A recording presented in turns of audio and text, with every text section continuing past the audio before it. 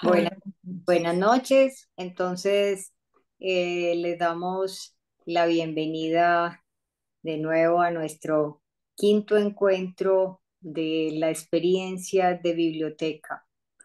Siempre nos gusta señalar esto de la experiencia de biblioteca y en cada encuentro lograr que el efecto de una experiencia sea inolvidable, como la palabra lo dice, una experiencia.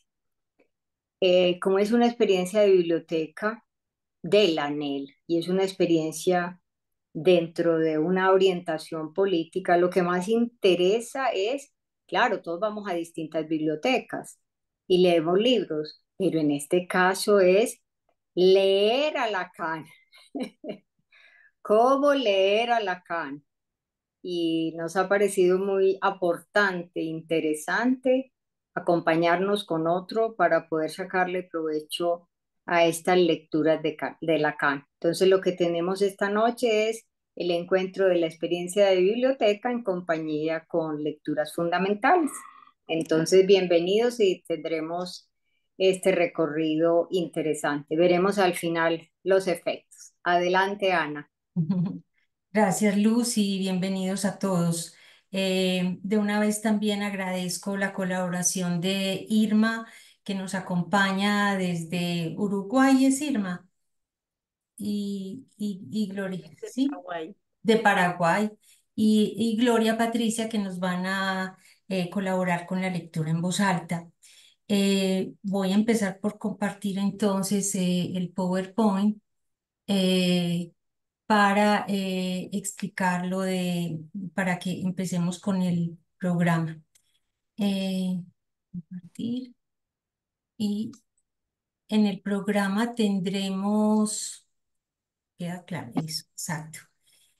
Hemos llamado pues a esta sesión de hoy, la quinta ya de las 6, nos falta solamente la última. Hoy estamos todavía en el tiempo para comprender este tercer término de lo que nos hemos propuesto. El primero fue em, el cuerpo y el ego en Joyce, el cuerpo, luego el segundo el ego y estamos hoy abordando la escritura para concluir ya en la próxima sesión sobre lo que es la escritura del ego en Joyce y su relación con el cuerpo. Hoy entonces la escritura va de Joyce a Lacan y veremos también cómo va a retornar de Lacan a Joyce. El programa tiene cuatro partes. La primera la dedicaremos a las particularidades de la escritura de Joyce, es decir, que nos demos una leidita, una miradita a lo que son algunos fragmentos del texto de la escritura de Joyce, que son el retrato del artista adolescente, el Ulises y Finnegan's Wake. Para contestar a esta pregunta, ¿de qué nos habla Lacan cuando se refiere a la escritura de Joyce como tan ilegible? Entonces es lo que vamos a tratar de ver en el primer punto.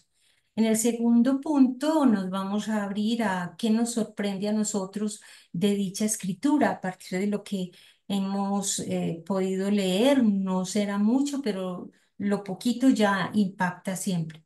Y vamos en ese punto a recordar a Mario Elkin, ¿cierto? ¿Qué le sorprendió? ¿Qué dijo de ella?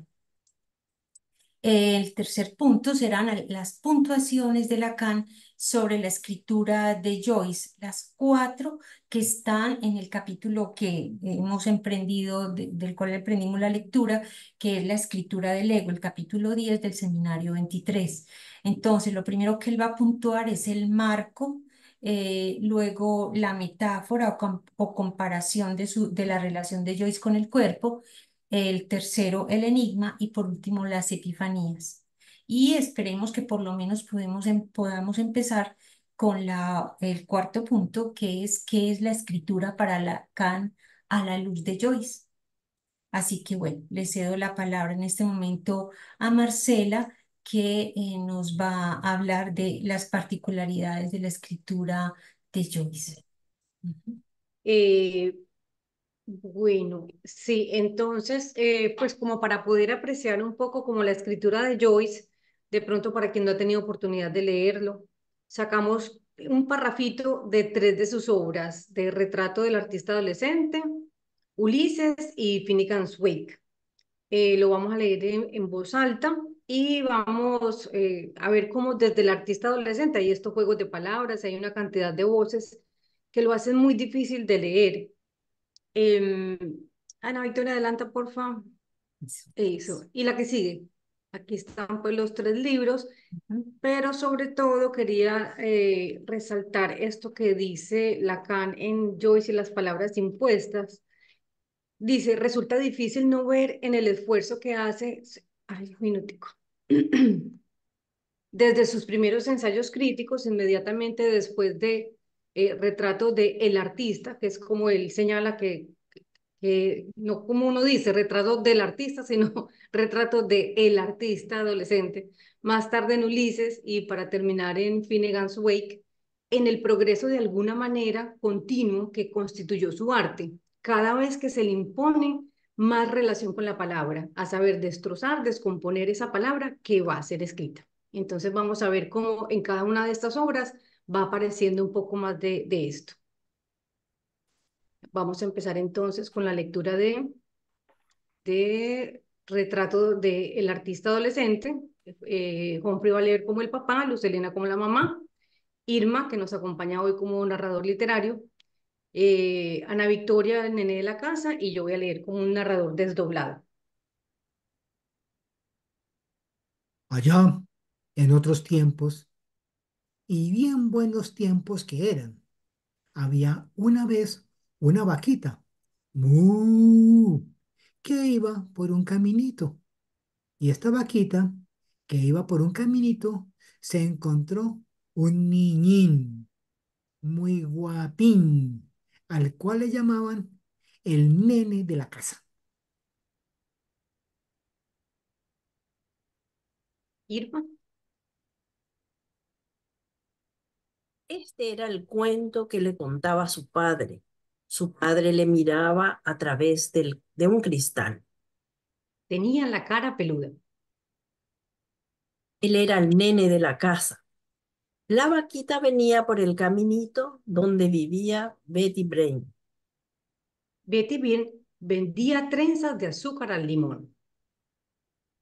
Ay, l- las flores de las rosas silvestres. ¿La suben, por favor, que no veo bien? Sí. En el, Ay, las flores en las rosas de las rosas silvestres, en el pradecito verde.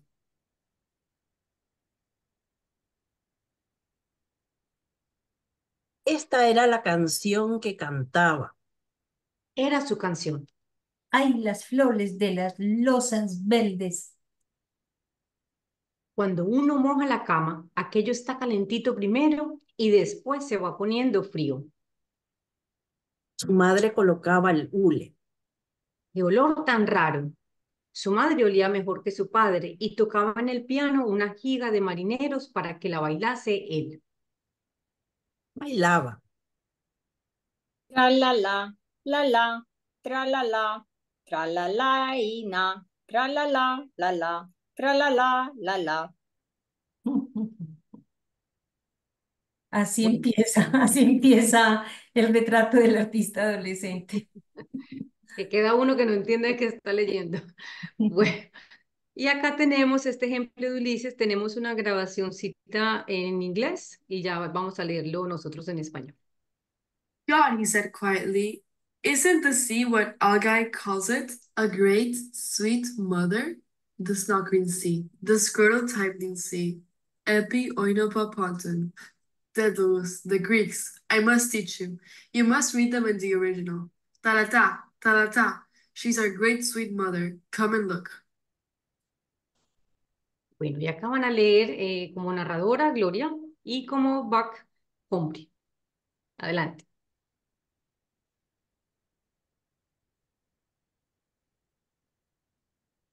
Se acercó al reposabrazos del arma y metiendo una mano en el bolsillo superior de Stephen, dijo, Préstanos tu pañuelo para limpiar mi navaja.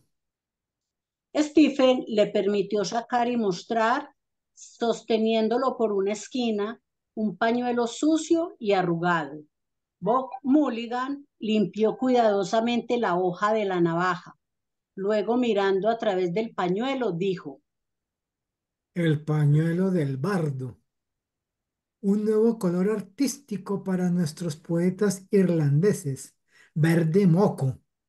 Casi puedes saborearlo, ¿no? Subió de nuevo al parapeto y miró hacia la bahía de Dublín, con su cabello rubio claro ondeando ligeramente. Dios, Dijo en voz baja: ¿no es el mar lo que Algy llama una gran dulce madre?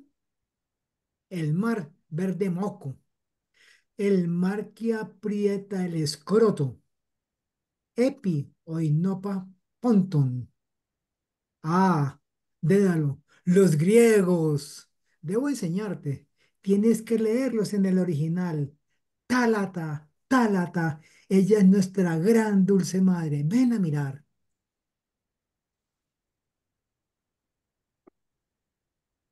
Bueno, y por último, en Finnegan's Wake también tenemos grabacioncita en inglés, aunque no nos leyeron la palabra extraña, solamente el resto, y seguimos nosotros en español.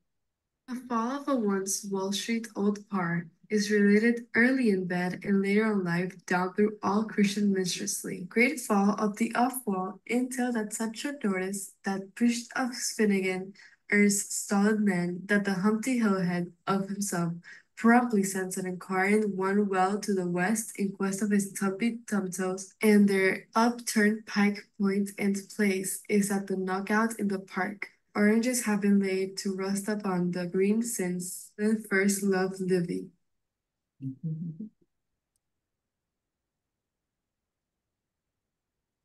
Babadal garatar roncon bron tron non tum Perdón. bar tron trum trum. Tremenda Ahí, caída. ahí les queda. Empezaba Gloria. Yo Empezamos decía la caída, nuevamente. pero Sí, bueno. sí, no, empecemos nuevamente. Define Gasway, porque claro, aquí hay una interrupción muy interesante, que en el anterior estaba en gris. Miren aquí, la caída. Viene todo esto y luego sigue el texto. Entonces, volvámoslo a hacer, no importa. Lo importante es que nos quede bien claro cómo es. Sí, Gloria empieza. La caída.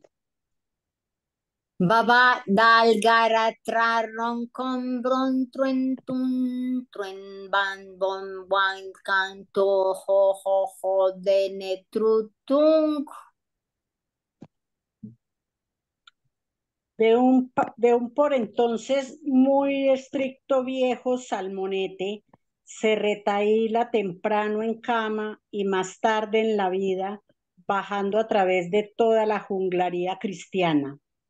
La gran caída de extramuros implicó con tan poca antelación la pufogetechuta de Finnegan, erce sólido, que la juntililoma cabeza del musmo prumpatamente manda un inencueste bien hacia deste en busca de sus tampiti, tantos dedos empli, y su pico de punta plaza boca arriba está knock out en el par que donde las naranjas se han echado a perder sobre The Green desde que el primero de Dublín se enamoró Livy.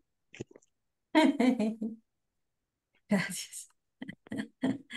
Bueno, vamos ahora a pasar a este punto. ¿Qué nos sorprende a nosotros de esta escritura? ¿Quién quiere, pueden participar, si algún, sea a partir de estos fragmentos o de sus propias lecturas? ¿Qué les sorprende en la escritura de Joyce? Pues que escribe en español, en inglés, en griego, en todos los idiomas que tiene, ¿sí? Por eso es el asunto del sonido, porque si es por el sentido, por la escritura, no tanto. Ahí lo acabamos de ver, en 5 idiomas, todos ahí en ese parrafito. Y hace como mucho juego lo que dice Luz, o sea, el sonido es más importante. O sea, es como el juego de las sílabas, cómo se mezclan y de alguna manera uno siente como que producen otra cosa diferente a querer comunicar algo. O sea, uno siente es como un golpecito de pronunciaciones y de sonidos que llegan al cuerpo, no llegan como a la mente, al proceso de pensamiento, sino como al cuerpo. Ujú, exacto. Qué bonito. A mí también me ha llamado mucho la atención esa falta de puntuación. Cuando uno lee la traducción en español, inclusive se le agregan comas y puntos y una cantidad de cosas que en inglés no aparecen. Entonces hay ciertos párrafos sí, o sea, que son seguidos, sin comas. Y otra parte que también vi es la manera de él de hablar, sobre todo de las manos, como si fueran como ajenas, que también en algunas traducciones la tratan de enderezar como para que suene bien, pero realmente en inglés es como si las manos pues fueran aparte, o sea, fueran externas a él, esas dos cositas. Bueno, y esos desdoblamientos de la narración que también son bien curiosos. Sí. También este juego de palabras en el último fragmento, ese juego como de palabras y de letras, porque es incomprensible, no sé en qué idioma, yo creo que en ningún idioma está lógicamente escrito, entonces me recuerda a ese fragmento de Julio Cortázar en Rayuela, apenas se le amalaba el noema, a ella se le agolpaba el clémiso, y entonces lee uno todo el fragmento que no tiene ninguna lógica en la estructuración de las palabras, pero hay una musicalidad y hay un Ujú. ritmo que lleva a entender algo por debajo de esas palabras. Entonces no sé si en este caso también ocurrirá algo similar.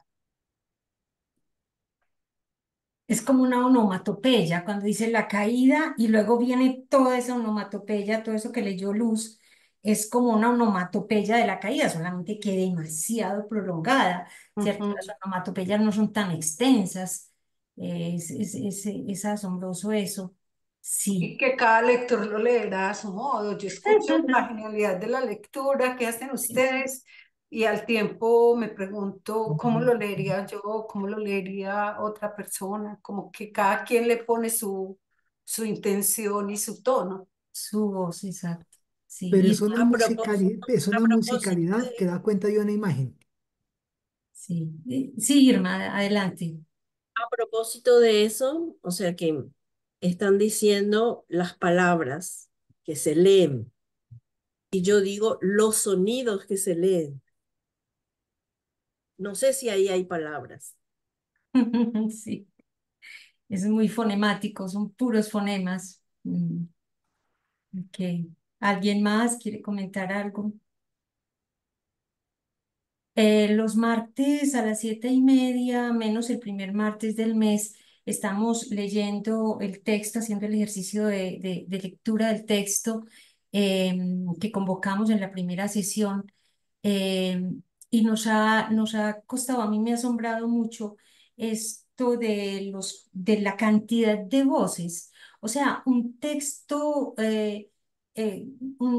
narrativo en general no entra con el narrador. Pero miren que hoy, en este que acabamos de leer, en esta entrada del retrato del artista adolescente, entran las voces, la voz del papá, la voz del niño y esto que decía, pues no supimos cómo más nombrarlo. Hay un narrador literario que fue lo que leyó Irma, pero hay un momento en que uno dice, es como si él se desdoblara, como si fuera otra voz dentro de él que ya se refiere a su propia experiencia, fuera de lo que el narrador está diciendo de la historia, como cualquier narración. Aquí él se desdobla como si asumiera casi que la primera persona, pero continúa en tercera, que fue lo que leyó Marcela. Eso nos ha llevado a leer y releer para tratar de identificar la pregunta de la enunciación, quién habla, quién está hablando y poder atribuir pues, las voces a los lectores. No, es muy similar un poco para continuar con la comparación de Marlene al Otoño del Patriarca de García Márquez, pero en el Otoño del Patriarca vos te orientas más fácilmente para identificar las voces que aquí que en Joyce. En Joyce es muy difícil esa identificación de las voces. Bueno, continuemos entonces. Si hay alguna... Lo último que dijo Humphrey, ¿cómo fue? Sí, Sonidos que Humphrey. producen imágenes. Eso Son- fue lo que dijiste, Humphrey. Ujú. Sí, eso fue lo que dije. Porque Sonidos miren, que por ejemplo, producen imágenes, porque miren yo la creo que lo de caída. La Cortázar, caída realmente eso no hay ninguna palabra. Es una onomatopeya que realmente a uno le da la impresión de que uno se figura una caída muy grande. mm, Una sí, imagen sonora, sí, es una imagen sonora. En literatura uno dice así, imágenes visuales, imágenes sonoras, auditivas, etcétera. Sí, sí. Bueno, pasemos al tercer punto. Se imagina No, uno, antes, sí, dijo, se sí. imagina uno una caída escalas abajo, o sea, como varios golpecitos. Pero desde sí. un 20.º piso, pues, porque qué cosa tan larga. Sí, bueno, y en ese sentido, pues vamos a recordar a Mario Elkin a partir de lo que él dijo de esta obra. Adelante, Marcela. Bueno, fue que al principio buscando el texto del artista adolescente en internet, me apareció fue el de Mario Elkin, que fue un texto que él envió a esta revista de Affectio Societatis. Entonces está en academia, por si alguien lo quiere leer. Uno entra en academia y ahí está. Seguramente deben haber varios textos de Mario, pero está justamente este que se llama Retrato del artista James Joyce adolescente. No. Ay, no sale el título del trabajo, pero bueno. Retrato del artista James Joyce, Ah, adolescente. sí, sí, sí, sí, sí, Sí. sí, ese es el texto, es el nombre del texto. Entonces, bueno, Y, por si alguien lo quiere buscar y se anima a leerlo. sí, también se encuentra en Affectio Societatis. Ustedes buscan Affectio Societatis, que es del Departamento de Ciencias Sociales y Humanas, y encuentran el texto. Y de ese artículo sacamos seleccionó Luz Ujú. este fragmento. Adelante, Luz. Siempre recordamos a Mario, muchos años trabajando el retrato del artista adolescente. Muchos colegas durante años le escuchamos. Entonces, este encuentro con esa elaboración que los invitamos a que la puedan buscar, ver, aporta muchísimo. Y en estas tres párrafos que vamos a leer, recoge muy bien algo de lo que quiso transmitir en su propia elaboración de haber leído tanto tiempo el artista. En efecto, Joyce usa las mismas armas del lenguaje invasor. Es que, oigan eso es de Mario. Joyce usa las mismas armas del lenguaje invasor para liberarse de esa invasión. Miren eso tan bonito, invadido por algo, pero cómo destroza para defenderse y liberarse de esa invasión. Por eso incorpora ruidos en su escritura antes silenciados. Joyce intentaba evitar esa invasión con su escritura. Es colocarse del lado del enemigo. Mire esa manera de decirlo, Mario. Es colocarse del lado del enemigo para vencerlo, no para arrasarlo o diluirlo, sino para buscar en el síntoma que así elabora la forma de hacerlo su partener. La escritura como partener de su soledad, de su astucia, de su exilio. Una maravilla, una manera muy bella de elaborar, Mario, y de transmitirnos de qué se trata esa escritura, qué es lo que hay detrás de esa escritura. Bueno, Ujú, buen recuerdo. mm. Bueno, vamos a pasar al tercer punto, que son las puntuaciones de Lacan sobre la escritura de Joyce. Del marco nos va a hablar Humphrey, de la metáfora o comparación de la relación con el cuerpo Marcela, del enigma lo presenta Luz Helena y yo trabajaré lo de las epifanías. Empecemos con el marco. Considero que la conversación que ya tuvimos sobre Joyce y la manera en cómo escribe muy claramente ilustran lo que realmente es el marco en Joyce. Lacan, hablando de Joyce, dice, la escritura es esencial a su ego, lo cual lo ilustró en un encuentro con alguien que lo entrevistaba. Y él pone en su seminario la siguiente. Alguien fue pues a verlo un día y le pidió que hablara de cierta imagen que reproducía un aspecto de la ciudad de Cork. Joyce, que sabía esperar a alguien a la vuelta de la esquina, le respondió que era Cork, a lo que el tipo dijo, pero es evidente, sé que es, digamos, la gran plaza de Cork. La reconozco, pero ¿qué enmarca esta imagen? A lo que ella le respondió, Cork, lo que quiere decir, traducido, corcho. Una respuesta un poquito desconcertante, pero que da cuenta justamente de lo que es algo distinto en lo que es la escritura de Joyce. Entonces, uno puede ver cómo mientras el entrevistador quizás esperaba una respuesta literaria que le ayudara a descifrar un aspecto de la ciudad de Cork, Joyce le responde de otra manera y es con relación a lo que en él es su propio marco. Su marco, el de la homonimia, como lo vimos ahora, en el sentido de una palabra que se pronuncia como otra, pero que puede tener diferente origen o significado muy distante, con lo que se supone pueda describir una imagen. En este caso, Cork no remite al pueblo a orillas del mar, sino a su propio marco homofónico, Cork, o lo que quiere decir traducido corcho. Mm, Otro ejemplo, en la misma línea, el de las ciudades sería el de París, ¿cierto? Que sería Paris, que en ujú, su homonimia Paris sería apuesta y no París, la de la Torre Eiffel. ujú. También está el ejemplo de cada uno de los capítulos de Ulises, que se pretende sostenido por cierto estilo de marco que se llama dialéctica o retórica o teología. Joy vincula este marco a la índole misma de lo que cuenta. Lo importante acá resaltar es que el marco del que habla Lacan en Joyce es el marco de la homonimia, que es justamente del que estuvimos hablando ahora. No sé si alguien quiere agregar algo, puntuar algo.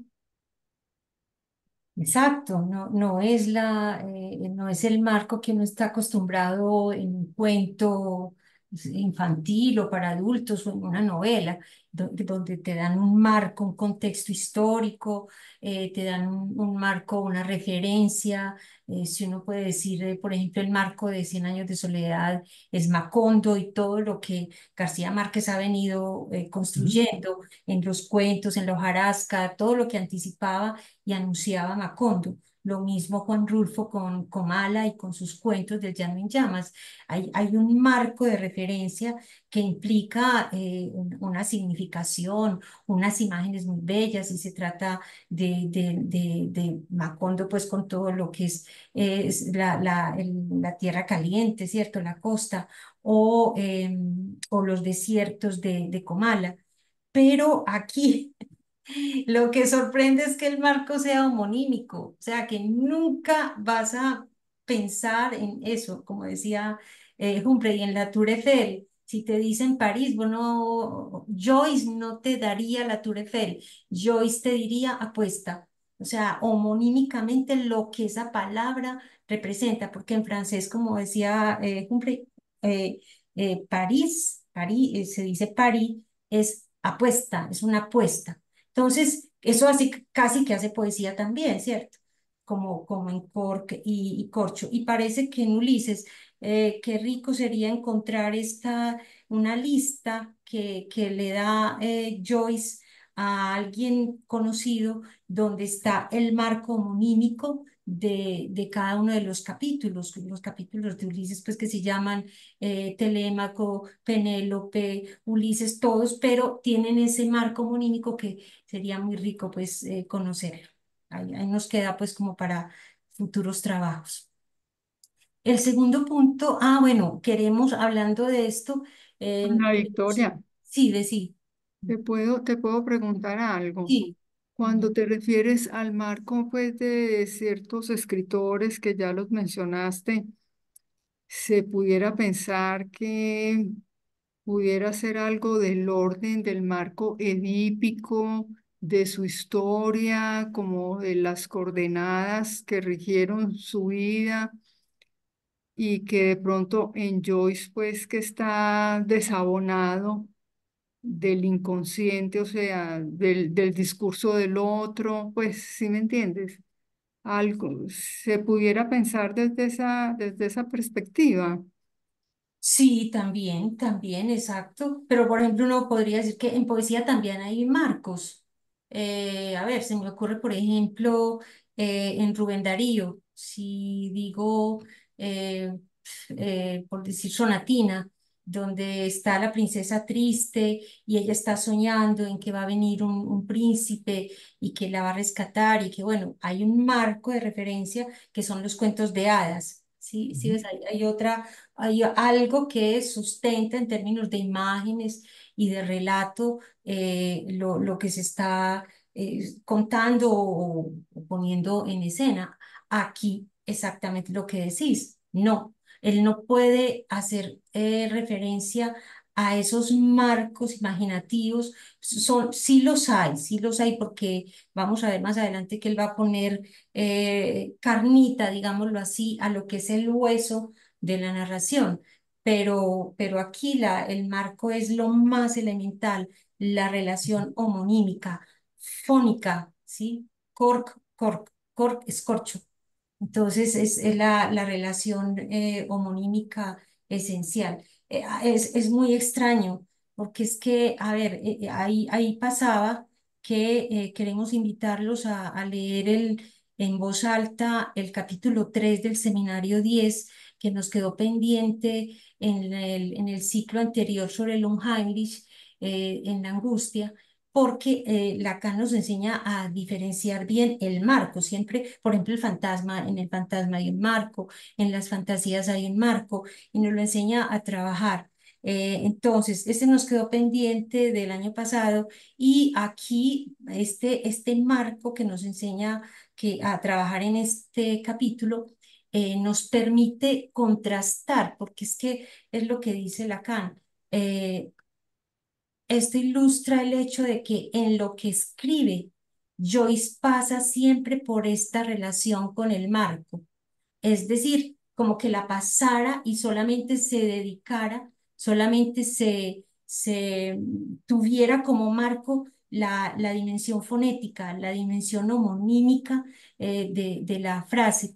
Si de pronto se les ocurre otro ejemplo de homonimia, porque a veces tiene uno en la cabeza uno y no lo deja pensar otro, pero si se les ocurre otro ejemplo de homonimia, será bienvenido en cualquier momento, porque Por ejemplo, haya y a mí haya, me dio lenta. ¿Cómo?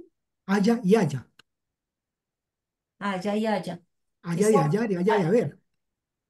Que no es homofonía, no es lo mismo homófono que homónimo. El homónimo es que tengo el mismo nombre. Homófono es que sueno igual aunque lo escribo distinto.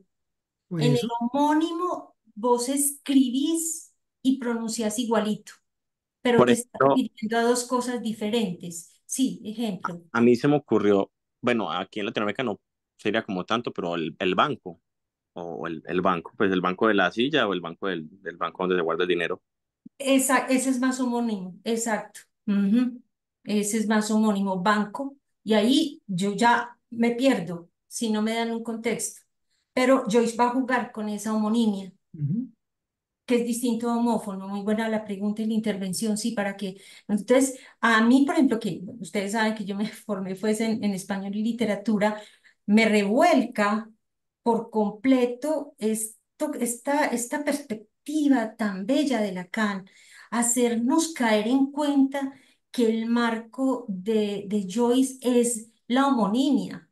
Entonces, por eso la lectura de este capítulo 10 que nos vamos a preparar para leerlo el año entrante. Ese texto, ese capítulo se llama Del Cosmos al Unheimlich y es una lectura retroactiva de Lacan. Me parece muy importante, es retroactiva, él va a refrescarnos toda esta relación con el estadio del espejo y va a servir también de marco para entender el ego ahí y ver cómo, ya cuando lo leamos, vamos a tener como referencia este nuevo marco, o sea, cómo poner aquí en el marco que él nos enseñó en el esquema simplificado. Tal vez recuerdan con el aquí es cuando está el muchacho enamorado y esta es la imagen de la muchacha enamorada de Olimpia. Entonces, aquí hay un marco y cómo pensar que aquí en lugar de Olimpia, lo que tenemos en Joyce es la homonimia, ese vínculo banco-banco, cor-cor, pari-pari. Exacto, eso es. Bueno, pasemos ahora a la tercera puntuación, que es la metáfora de la relación con su cuerpo.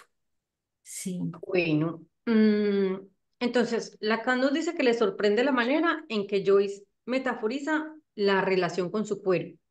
Y de acuerdo al ejemplo que nos da en el seminario, sabemos que la metáfora es esta que está acá. Alguna fuerza lo despojaba de esa ira repentina tan fácilmente como se le quita la suave cáscara madura a una fruta. O sea, hace equivaler la ira que siente en el cuerpo con una cáscara madura que cae. O en palabras de Joyce, como si su propio cuerpo fuera despojado con facilidad de alguna piel o cáscara externa. Entonces, la comparación que hace ahí es entre la ira y la cáscara, o sea, entre un afecto del cuerpo y una cáscara. Y por eso dice Lacan que metaforiza la relación con el cuerpo, porque yo a mí al principio como que pensaba que metáfora del cuerpo, no, la relación con el cuerpo, que es la relación con esta imagen confusa que dice Lacan de nuestro cuerpo, que implica afectos, lo dice en la página 147. Dice, en Joy solo hay algo que no pide más que irse, desprenderse como una cáscara. Ay, Ana Victoria, me adelanta otra, por favor, Anterior. se me olvidó quitarla. Ah, No, la que sigue. allá. Esto sí. Bueno. Em, y lo que yo quería pues como aportar es que esta menciona la palabra cáscara, no es solamente ahí como en esa parte de la metáfora, sino que hay 8 menciones más con diferentes palabras, pues skin, peel, shield, que es piel, cáscara, pelar o caparazón y cáscara. No aparece pues como únicamente ni por primera vez en la metáfora esta que Lacan escoge. Y en cada caso, cáscara es una palabra que cumple como una especie de función de recubrir y luego caer. Entonces, escogí los 8, pues les voy a mostrar un poquitico los 8 ejemplos con las imágenes que lo van como acompañando. Traté de buscar imágenes como para ver qué, para poder entender un poquito como de qué se trataba. Otra cosita antes de leerles es que cuando la palabra cáscara aparece, a mí se me hace que hay como otros afectos en juego o que son recuerdos como muy vívidos en el relato que le generan alguna sensación en el cuerpo y que ahorita vemos que Stephen va a decir respecto a esto, sobre todo a la ira, que no es capaz de convertirla en una pasión perdurable, sino que es algo como que cae. Entonces, bueno, voy a mirar, a leerles los ejemplos. Sí, ahora sí, Están Ana, en creo. orden, están en orden del... Están en orden, sí. de- Puede que haya uno movidito, pero están en orden de cómo aparecen en el cuento.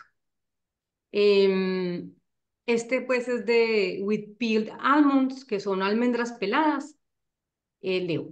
Y la hierba verde y el acebo rojo te hacían sentir tan feliz, y cuando terminara la cena, el gran pudín de ciruela sería traído adornado con almendras peladas y ramitas de acebo. Yo busqué, por ejemplo, y parece que esta tortica es como una tortica navideña muy, muy de allá, o sea, no es que el ramitas de acebo a uno le suena raro, pero él dice algo como navideño, entonces es esta tortica de almendras que aparece ahí, y las almendras peladas, pues que es como ahí donde la hace como el énfasis. Bueno, voy por el segundo, que es otro recuerdo. Él dice, to peel them. El aire era suave, gris y templado, y la tarde se acercaba. Había un olor a tarde en el aire, el olor de los campos en el campo donde desenterraban nabos para pelarlos y comerlos cuando salían a caminar hacia la casa del mayor Bart. Entonces acá tenemos nabos para pelarlos. Y además, pues yo no quise como extenderme, pero estas agallas de roble que están aquí son unas cascaritas que le salen a los robles, o sea, No todos los robles lo tienen, sino que hay algunos robles que le salen estas cáscaras justamente de donde busqué algo que se meten como unos animalitos o no sé qué, que me Se pareció llama como así, también extraño. se llaman así, perdón, se llaman así agallas de roble, esto. Aparece así en la traducción, sí, agallas de roble. Bueno, Pero son eso, cositas que le salen y se caen también. Bueno, voy al tercero. Ese pues el de la metáfora, la voy a leer, pero pues ya la hemos trabajado bastante. Había sentido que alguna fuerza lo despojaba de esa ira repentina tan fácilmente como se le quita la suave cáscara madura a una fruta. Y más, bueno, esta es la de la luna. Esta es la que creo que está movida. Creo que está más al principio del cuento. De resto sí están en orden. Eh, este es Barren Shell of the Moon. No había conocido ni el placer de la compañía de otros, ni el vigor de la salud masculina ruda, ni la piedad filial. Nada se agitaba dentro de su alma, excepto por un deseo frío, cruel y desprovisto de amor. Su infancia estaba muerta o perdida, y con ella su alma capaz de gozos simples, y él vagaba por la vida como la cáscara estéril de la luna. muy bonito. Bueno, sigo con la siguiente. Esta partecita, él está muy asustado. Eh, un minutico, no, Victoria, yo borro aquí esto. Él está muy asustado, entonces va a entrar como a la habitación que está oscura, pero él no lo dice así al principio, sino que dice Dark Shell of the Cave. Dice, rostros murmurantes esperaban y observaban. Voces murmurantes llenaban la oscura cáscara de la cueva. Más adelante se da uno cuenta de que la cueva era la habitación. Él dice, aún esperó en el umbral como si fuera la entrada de alguna cueva oscura, pero bueno, era que iba a entrar y estaba muerto del susto. Entonces, es otra vez como esta imagen de una cáscara de la cueva. Que le decía yo a Marcela que es muy, pues, o sea, vos puedes utilizar la cueva como con muchas figuras literarias, ¿cierto? Por ejemplo, Góngora dice que la cueva es como un bostezo, ¿cierto? Un bostezo de la tierra. Pero esto de que la poética de él la lleve a a que veamos la cueva como una oscura cáscara. Uy, eso es muy novedoso, o sea, eso es realmente muy literario, ¿cierto? Y es un trabajo con la palabra muy singular, muy particular. Uno no se le Sí. da, si no fuera a Joyce, pues creo que a nadie se le hubiera ocurrido una cosa de esas. No, y verlo aquí en el umbral de la puerta, como si fuera alguna cueva oscura, pero ponerlo como cáscara, pues, como uno decir la poética de la cáscara en Joyce. Y acá, a ver, yo corro esto para acá. Y acá es Sea Harvest of Shells and Tangle. Dice, estaba solo, joven, voluntarioso y de corazón indómito, solo en medio de un páramo de aire salvaje y aguas salobres, y la cosecha marina de conchas y algas bajo un sol velado y gris y figuras ligeras y vestidas de colores, niños y niñas, y voces infantiles y juveniles en el aire. Esta me pareció también como muy particular. Viene otra vez eso, como la imagen de puras conchas regadas y también eso hace parte como de recuerdos en el texto. Acá,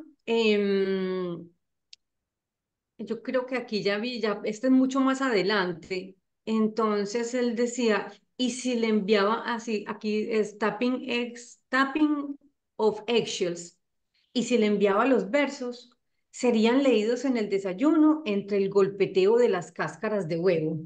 A mí me pareció como muy particular. Bueno, y la siguiente. Sí, o sea, siempre poner algo, o sea, lo digo es, por ejemplo, cuando lo vimos en relación con Virginia Woolf, ¿cierto? Virginia Woolf no haría énfasis en eso que cae, sino al contrario, en ese vínculo que hay entre la alberja, por ejemplo, y la vaina, o el puñal y el estuche. Él, en cambio, no. Así Aquí siempre está como en el orden de la caída, sí. mm, Bueno, y esta es digamos, esta partecita es la que me permite pues como hacer equivaler piel y cáscara, porque es que él lo dice específicamente y nos da testimonio de cómo los afectos escapan de su cuerpo como una cáscara que cae. Dice, una breve ira lo había invadido a menudo, pero nunca había sido capaz de convertirla en una pasión perdurable y siempre se había sentido salir de ella como si su propio cuerpo fuera despojado con facilidad de alguna piel o cáscara externa. Había sentido una sutil, oscura y murmurante presencia penetrar en su ser y encenderlo con un breve e inicuo deseo. Eso también había escapado de su alcance, dejando su mente lúcida e indiferente. Parecía que ese era el único amor y ese el único odio que su alma albergaría. Y esa pues que me pareció como que ya sí le da como todo el contexto a ese uso de la palabra cáscara y esa relación bueno, esa metáfora pues de Joyce con el asunto del cuerpo. Bueno, y por último ya para terminar, es que yo no quería hablar de esta porque no en todas las traducciones aparece, pero se me perdió la traducción en donde palmeta, que es con lo que le pegaban a los niños, que les pegaban en la mano cuando se le quebró las gafas a Stephen, en las traducciones dice palmeta. Y en inglés, en alguna traducción apareció birch. Y este birch es bien extraño porque es una madera, es un árbol familia de los abedules y tienen esta corteza blanca que se desprende como una cáscara. Es más que uno encuentra por ahí, si uno busca, dice, así que si ves un árbol con una piel que se despega, probablemente sea un birch, o sea, probablemente sea un abedul. No sé en qué traducción en inglés sí estaría con esa, y no, pues tampoco tengo pues como el acceso al original, pero bueno, apareció y tiene pues como todo que ver con el asunto. Y hay muchas cosas de madera que se hacen con esta. Entonces también, bueno, y por ahí vi que tenía que ver con castigo. Bueno, ahí he ido buscando una cantidad de cosas porque ya me entró la curiosidad. Y bueno, le doy la palabra a Lucelina. Sí, quedamos con el enigma.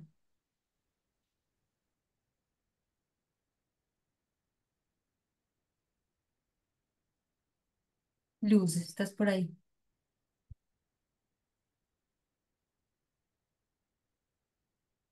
Luz, ¿estás?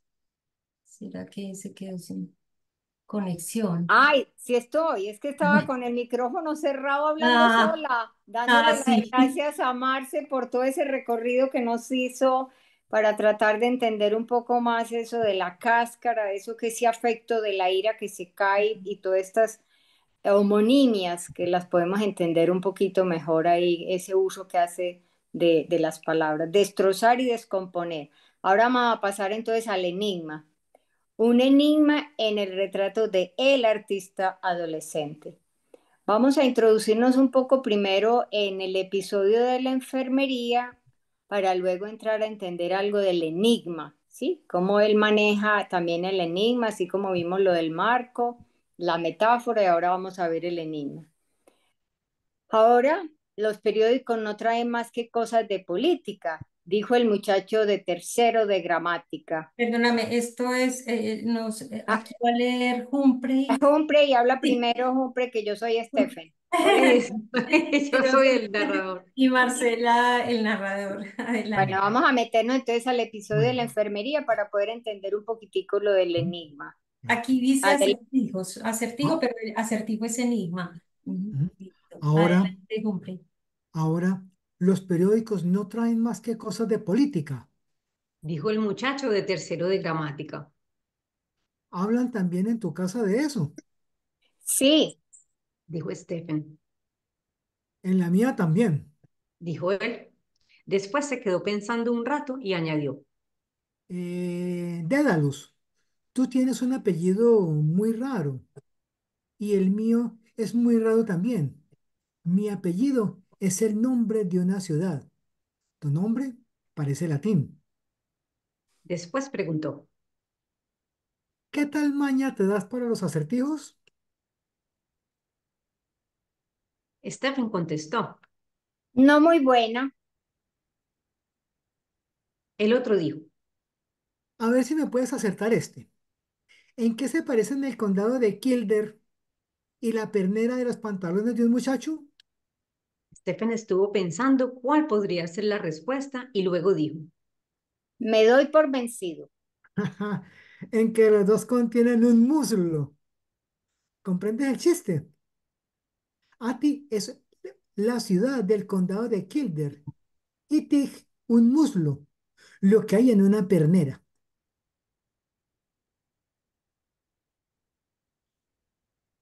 Ay, ya caigo. Dijo Stephen. Es un acertijo muy viejo. Dijo el otro. Y después de un momento, Oye, ¿Qué? dijo Stephen. ¿sabes? Se puede preguntar este acertijo de otro modo. ¿Se puede? Dijo Stephen. El mismo acertijo. ¿Sabes la otra manera de preguntarlo? No. ¿No te puedes imaginar la otra forma? Y miraba a Stephen por encima de las ropas de la cama mientras hablaba. Después se reclinó sobre la almohada y dijo. Hay otra manera, pero no te la quiero decir. Yo no sé si este acertijo, si este episodio les recuerda que así jugábamos cuando éramos niños, ¿cierto? Chistes malos. Bueno, sí, adelante, Lucy. Ahora sí vamos a entrar entonces a lo que Lacan nos invita a mirar a esto del enigma. Cuando se lee el texto de Joyce y sobre todo a sus comentadores, sorprende el número de enigmas que contiene. No es solo algo que abunda, sino también algo con lo que Joyce jugó, sabiendo perfectamente que habría Joyceanos durante 200 o 300 años.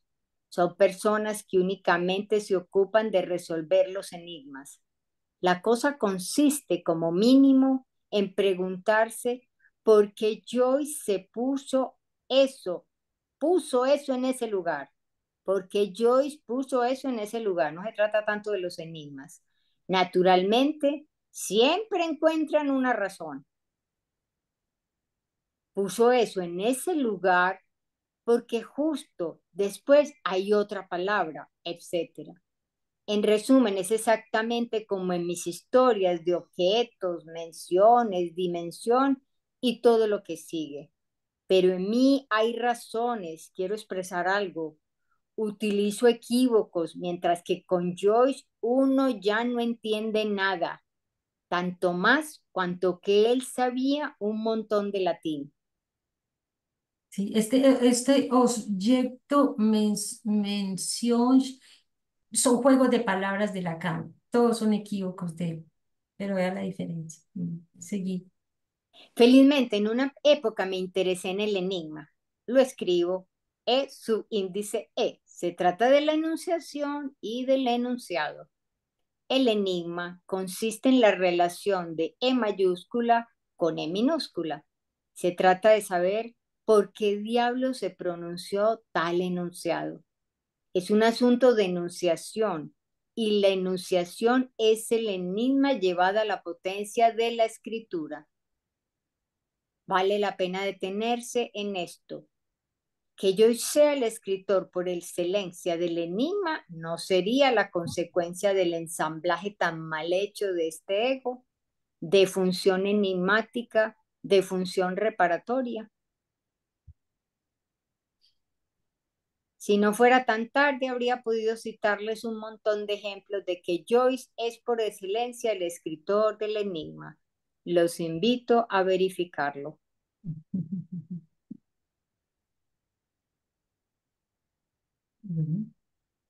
Lo verificamos con este ejemplo, ¿cierto? ¿Mm? Esto vale la pena subrayar lo de la enunciación y el enunciado, porque esta también es una proposición de Lacan muy fina, ¿cierto? Que el enigma tiene que ver con la enunciación y que la enunciación es el enigma llevado a la potencia de la escritura. En la enunciación siempre la pregunta pues orientadora inicialmente, como en un ABC, es quién habla, ¿cierto? ¿Quién habla? Y el que habla es un enigma, ¿cierto? ¿Qué va a decir? ¿Qué quiere? ¿Cierto? Entonces es la enunciación, en tanto que es el enigma llevado a la potencia de la escritura y que nos hace ver, nos muestra a este Joyce, que es por excelencia el escritor del enigma. Veamos, por ejemplo, aquí la enunciación está del lado del muchacho de tercero de gramática. Es él el que está en posición de sujeto y el que genera un enunciado para que el otro adivine, pero la respuesta depende de él. Ahí no depende del oyente, ¿cierto? Cuando decimos alguien habla y la significación depende de quien escucha, ¿sí? Lo que yo digo no se sabe cómo lo va a entender el otro.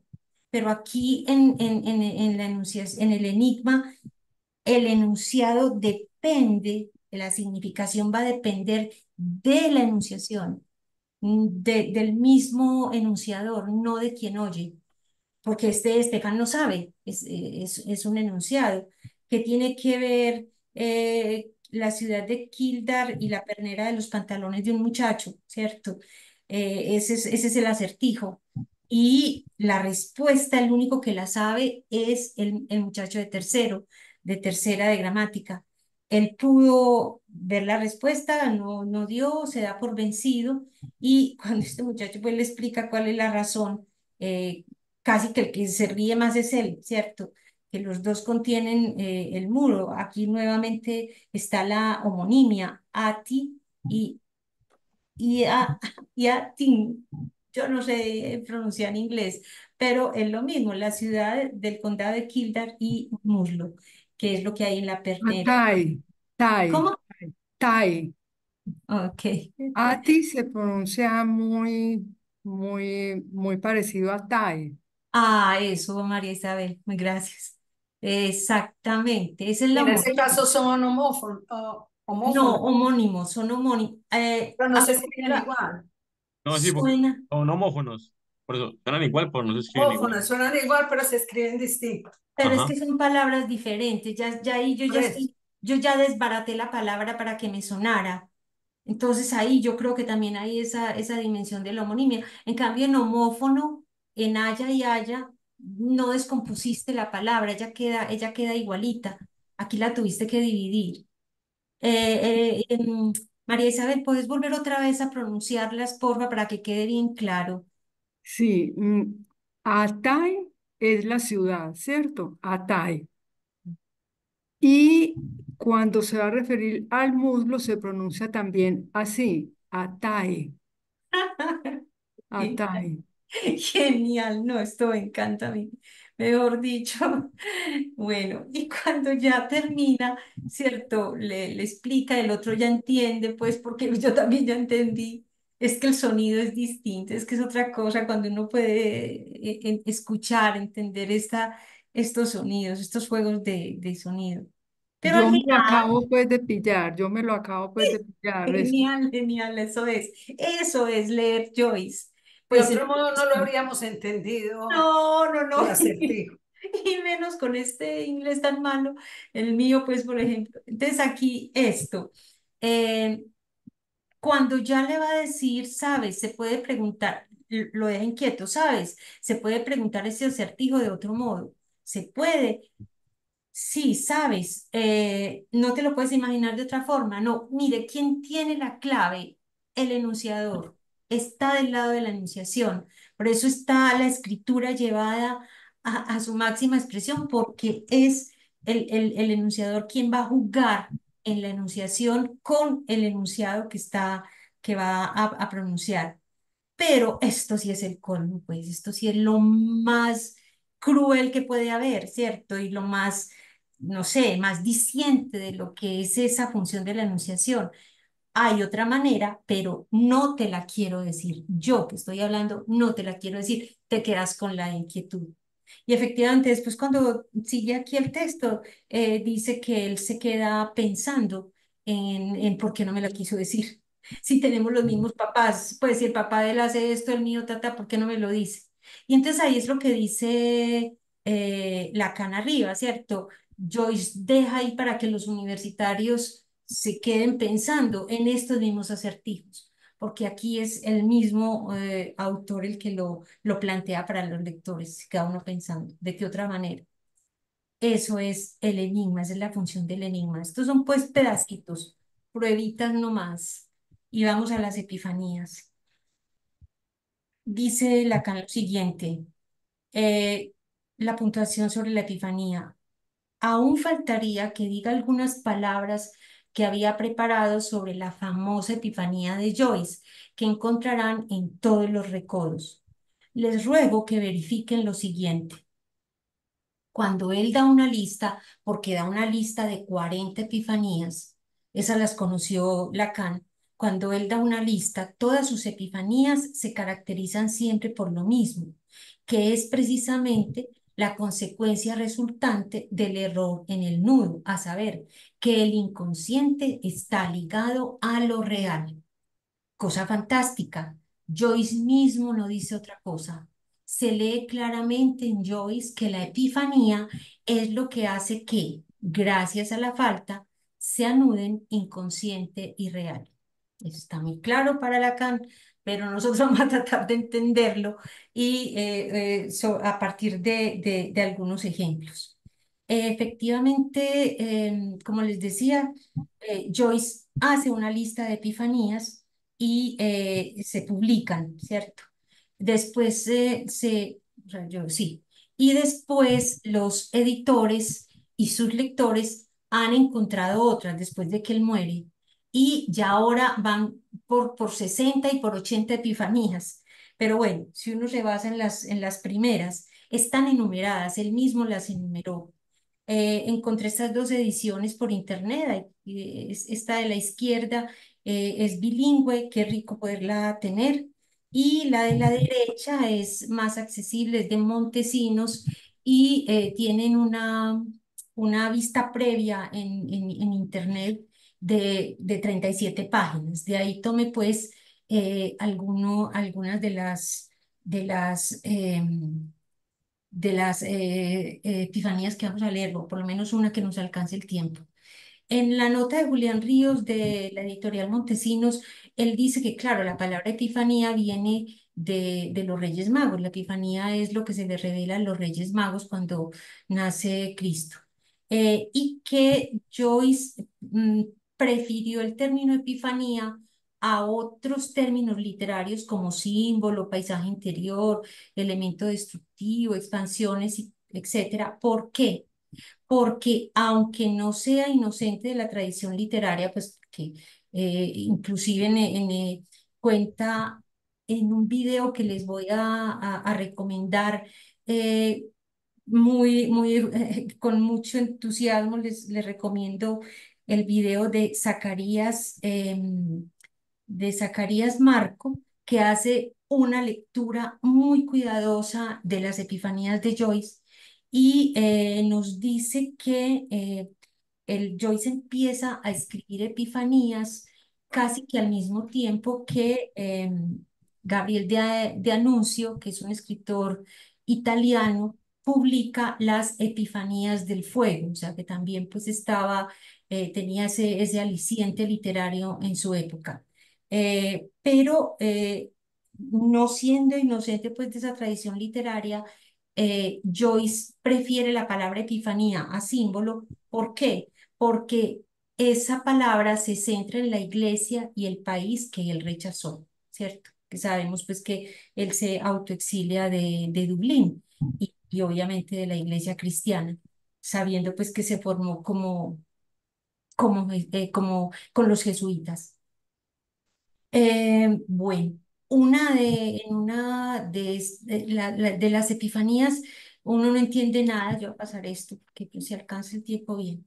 De las epifanías uno no entiende nada, porque son textos que están escritos como para registrar, dice Zacarías Marco, que dentro de lo que se vive ordinariamente, para Joyce hay cosas que son extraordinarias. El encuentro con la mujer, el encuentro con una niña, ciertas cosas que él no logra entender y las vuelve extraordinarias y las hace poesía, las hace literatura, ¿sí? Entonces, en ese sentido, las epifanías son esa manera en que lo que era la realidad que él estaba viviendo normalmente se quiebra en un determinado momento, él no puede dar una respuesta y entonces acude a la literatura en el nivel que estamos viendo, ¿cierto? Con enigmas, con el marco de homonimia, con estas metáforas de la relación con el cuerpo, que hace su particularidad del ego, y con las epifanías. Entonces, en Estefan el héroe, que escribe antes del retrato adolescente, él mismo, Joyce, define lo que eran las epifanías para Estefan el héroe. Dice, por epifanía, Estefan entendía una súbita manifestación espiritual, bien sea en la vulgaridad del lenguaje y gesto o en una frase memorable de la propia mente, algo que le llegó a él como una iluminación y que le pareció importante.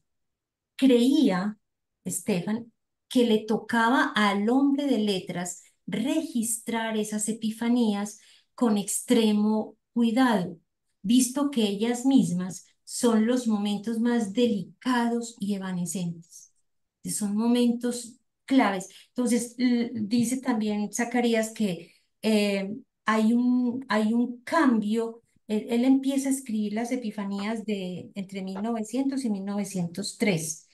Em, y son eso, registros simplemente del presente, de algo que ocurre y lo único que él puede hacer es nada, como un secretario, ¿cierto? Tomar notas. Hace una comparación, Zacarías, con los haikus, que es tocar el momento presente, tratar de dejarlo ahí registrado, aunque no tenga que hacer nada más. Pero después de 1903 empiezan variaciones en las epifanías y es que empieza a darles carnita, digámoslo así, empieza a ponerlos como un cuento, ¿cierto? No me atrevo a decir que sea la palabra, a darles un marco, porque no se trata de eso, sino que se trata de que la epifanía, el momento epifánico, el momento más importante del cuento, constituye una epifanía alrededor de la cual él va armando una historia, ¿cierto?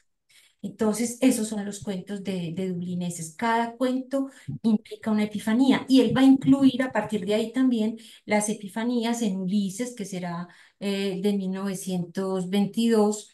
Este es de 1904, Dublineses es de 1904, luego en Ulises y en Finnegan's Wake. Ejemplo de epifanías. No les voy a hablar de los encuentros con la muchacha que se los van a encontrar en el video de Zacarías si les interesa escucharlo. Va a quedar en la descripción de la grabación de este video y si no lo encuentran por internet. Él dice que hay tres, a él le gustaron tres que son los encuentros con las muchachas. Está un primer encuentro con la niña, con Eileen, el amor de la niñez. Está el de la muchacha pájaro y otra que es el de la mujer que canta, ¿sí? Y que la dice en latín, pero lo que le interesa es lo que hay, la poesía que hay. Y hay tres que saqué de la, de la vista previa de Montesinos, que son la primera que está de el retrato del artista adolescente, que le sacarán los ojos, la 37 que es del cuerpo y el agujero, y la 38 del hermano muerto. Vamos a ver hasta dónde nos alcanza. Vamos a leer entonces esta, es la uno. Joyce la enumera como la uno y la vamos a leer entonces. Ujú. Bueno, empiezo. Y eso, voy a dar aquí la explicación, dice Bray, en el recibidor de la casa de Martelo Terraz. Empieza. Bien, yo El soy el señor. señor Vance. Ujú. Ya sabe, tendrá que disculparse, señora Joyce. Sí, ¿lo estás oyendo, Jim? O si no se disculpa, vendrán las águilas y le sacarán los ojos. Pero estoy segura de que se disculpará.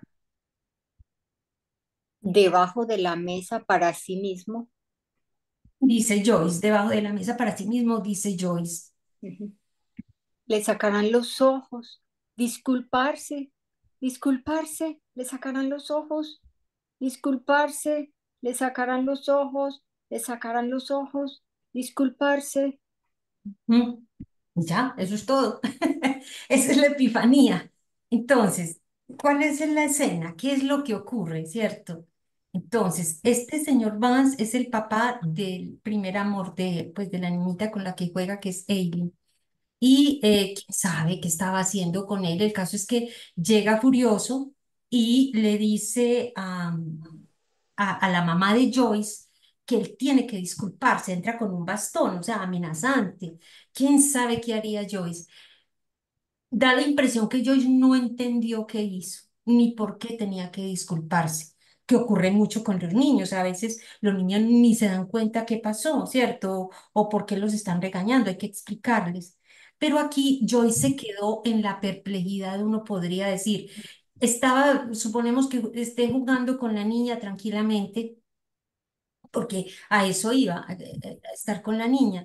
Y resulta que hace algo, no entiende, viene para la casa, el papá viene furioso, la mamá le dice que si lo está oyendo, que se tiene que disculpar, y viene la amenaza de este señor, o si no se disculpa, vendrán las águilas y le sacarán los ojos. ¿Qué hace él? A pesar de que la mamá pues dice que sí, que se va a disculpar, el que no entiende se mete debajo de la mesa y hace poesía. Esto es poesía. ¿Por qué? Porque la literatura, aquí esto está muy claro para Lacan y para uno, y es que aquí poesía nosotros, por poesía nosotros casi que nos dejamos tentar pensando en la significación, la poesía amorosa, bueno, la elegía por la muerte, etcétera, todos los tipos de poesía, siempre nos vamos al sentido, a la significación, y no. Lacan nos dice, hay que detenerse en el significante, y el significante desde el punto de vista del significante, lo que se llama la poética, la función poética del lenguaje, que Lacan lo tiene muy claro desde Jacobson, porque Jacobson es el que introduce ese contexto, y desde el mismo Freud, la función poética del lenguaje implica esto, estas equivalencias, estos paralelismos. Le sacarán los ojos, tiene el mismo número de sílabas que la repetición que hace al final. Pero miren la variación que hace. Aquí le sacarán los ojos, son los extremos. Disculparse está en el centro. ¿Y qué hace él? Coge los mismos elementos, les da la vuelta, pero quedan equivalentes. O sea, que los cuatro versos de arriba quedan equivalentes a los cuatro versos de abajo. Es como cuando hacemos rimas. Siempre la lógica no es lo que significa, sino la equivalencia. Un poema octosílabo tiene que tener, cada uno de los versos tiene que tener 8 sílabas. Ahí usted busca el sentido, pero está determinado por el sonido, por la fonética. Entonces es lo mismo, él hace poesía. Entonces es muy bello porque aquí vemos cómo procede Joyce. Cuando no logra entender algo, cuando la realidad se le quiebra, él acude a la poesía, a esta función poética del lenguaje, no la poesía de significación, sino a la función poética del lenguaje que implica estos juegos todos en el orden significante, y que luego se van a ir perdiendo a favor de lo que está por fuera de cualquier sistema significante, perdón, sistema simbólico, que son los ruidos que vimos, las onomatopeyas, las homonimias, etcétera. Bueno. Esto es, nos quedan pendientes pues todas las otras eh, epifanías. Los invito a que lo lean. Voy a dejar también la, el enlace de la vista previa de Montesinos para que la lean. La del cuerpo y el agujero, Zacarías Marco hace la referencia, pero bueno, vamos a ver si, porque me toca, no quiero que terminemos y más bien, como tengo que dejar de presentar para buscarlo, no pensé que nos diera tiempo, quiero que avancemos para terminar esto de las epifanías. Y hoy queríamos terminar con el hecho de que hoy es el aniversario de la muerte de Freud, del 23 de septiembre de 1939, no sé cuántos años ya, y queríamos hacerle el homenaje porque para Freud lo que son los juegos de palabras, este sinsentido, ya lo había él encontrado en los sueños.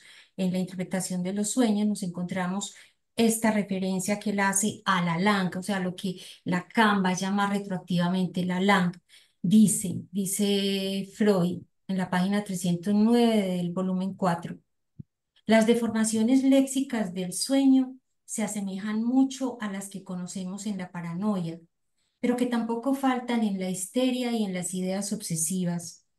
Tanto para el sueño como para la psiconeurosis, la fuente común son los artificios verbales de los niños, que en ciertos periodos tratan de hecho a las palabras como si fuesen objetos e inventan lenguajes nuevos y formaciones sintácticas artificiales.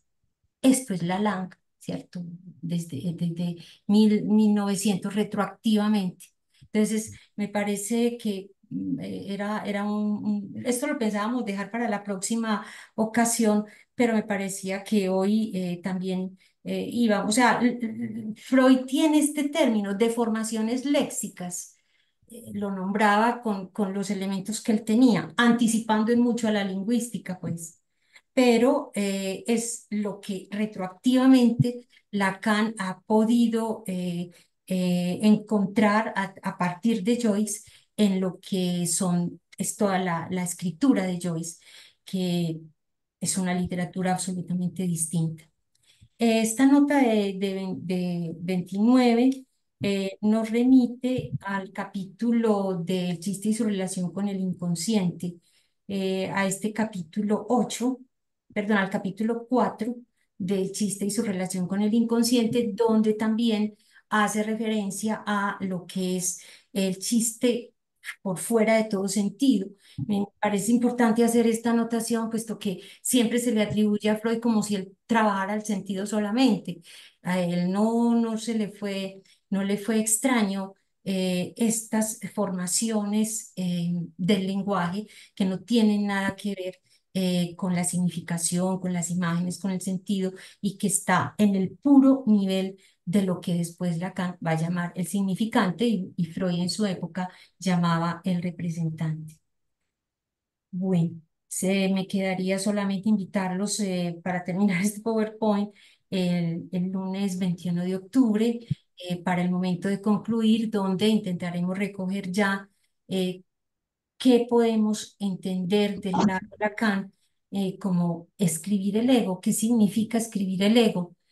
Allí donde vimos que, como lo vimos en la ocasión anterior, hoy no hubo tiempo de hacer la comparación con el caso clínico y con los esquemas y Alicia en el País de las Maravillas, para poder ver cómo este Joyce no podía sostener la imagen de su cuerpo, que es la definición de ego que da Lacan. No podía sostener esa imagen del cuerpo con otra imagen exterior, sino que ya lo estamos empezando a ver con estos juegos léxicos, con formaciones de la Lang, como lo llamará Lacan. Y del lado Joyce veremos entonces el cuerpo de Joyce y su escritura del ego. Dejo de presentar acá. No sé si hay alguna pregunta, alguna inquietud, o si puedo eh, retomar la Epifanía 37. Si nos da 5 minuticos y la encuentro aquí rápido. 5 de septiembre. Es de los agujeros, porque como para que nos vamos como con esta Epifanía. Es esta. Listo. Espero que voy a mostrárselas. Y la 22. Eso. Son dos momentos donde él queda absolutamente perplejo y registra esa perplejidad, ¿cierto? Más de ahí. Epifanía 21. Listo. Uy, qué maravilla. Miren esta belleza. Dublín, la pone 21, yo me equivoqué, es que 37 y 38 es Dublín. Lo que es la página 37 y 38, pero la Epifanía es la 21. Dice, Dublín en la casa de Glengraffy Parad por la tarde. Perdónenle en inglés mío. La señora Joyce, están Joyce y la mamá y el hermano de él, George, se está muriendo porque tiene una afección intestinal, ¿cierto? Entonces dice, la señora Joyce, encendida, temblorosa, aparece en la puerta del salón, hace casi que obra teatral, y le dice, Jim, Joyce que está al piano, ¿sí? La señora Joyce, ¿sabes tú algo del cuerpo? Oiga, miren, esta pregunta pues es increíble. ¿Sabes tú algo del cuerpo? ¿Qué hago? A Georgie le está saliendo una materia rara del agujero del vientre. Tú no sabrás nada. Joyce, sorprendido. No sé. La señora Joyce, ¿crees que debería llamar al médico? Joyce, no sé. ¿Qué agujero? La señora Joyce, con impaciencia, el que todos tenemos aquí, señala. Joyce se levanta. Ya, eso es todo. Eso es toda la epifanía. O sea, uno ve ahí que no tiene idea, no sabe qué contestar, no sé, ¿cierto? No hay ningún, ni siquiera saber si llaman al médico o no. Él está sin poder contestar y lo único que alcanza a hacer es a escribir el episodio como una pequeña obra de teatro. Ese es el registro y esta es la epifanía. Es un momento, como lo decía él, delicado y evanescente que todo escritor, como él se da la tarea, debería escribir.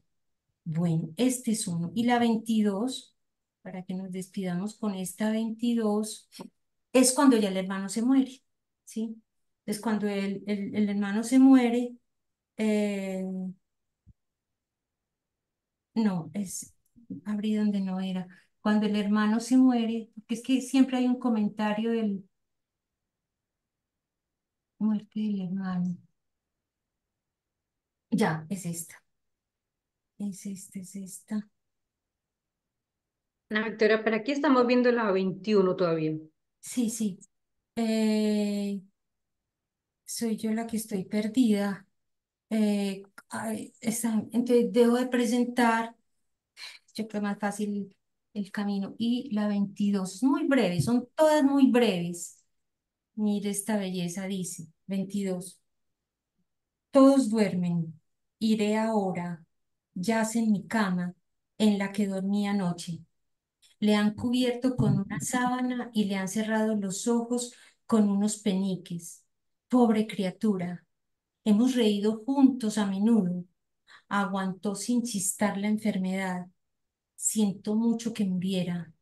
Yo no puedo rezar por él como hacen los otros. Pobre criatura. Todo lo demás está tan poco claro. Esa es la epifanía. Esta epifanía, él la va a retomar, dice Zacarías, la va a retomar cuando no me acuerdo si es en Ulises o en Finnegan's Wake, muere la mamá. Cuando muere la mamá, él va a decir algo semejante. ¿Por qué? Porque él no puede rezar como los demás. Esa es la cosa que él dice. Él no puede rezar como los demás. Y bueno, ya con esto los dejo y nos vemos en la próxima ocasión, ojalá el 21 de octubre, donde podemos cerrar entonces ya qué es escribir el ego, cómo lo escribe Joyce, y les agradecemos mucho su asistencia y su participación. Muchas gracias. Muchas Muchas gracias. gracias, Ana Victoria. Gracias. Bueno, Muchas Muchas gracias. gracias, feliz noche. chao. Buenas Gracias noches. por este recorrido, gracias. Gracias, chao.